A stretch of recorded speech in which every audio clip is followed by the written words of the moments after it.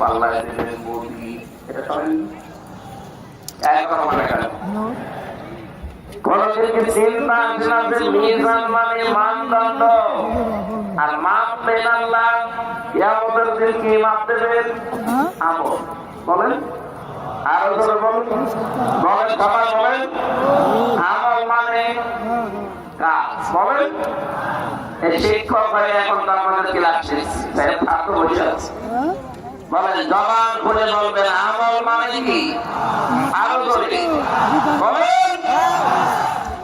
এবার আমার প্রশ্ন, কোন পাগল যদি এখানে থাকে, ওই পাগলকে যদি বলা হয় যে 5 কেজি কাজ দিলাম, দাড়ি পাল্লায় তুলে দেন, ও হাসবে। কোনদিন দেখেছেন যে মিজানের পাল্লা মানে আমরা মনে করি দাড়ি পাল্লা, কিয়ামতের দিন আল্লাহ আমল মাপবে। আমল মানে কাজ, আমল মানে কাজ। কি দাড়ি পাল্লায় কেউ দিতে যায় যে 5 কেজি কাজ? বলেন কোন ধারণায় আছেন আপনি? এই কারণে তো আমরা আসল কোনটা নকল কোনটা, আসলের সামনে কি করা লাগবে পেছনে কি করা লাগে এই বিষয়টা জানি না, আমরা জীবন চালিয়ে চলে যাচ্ছি।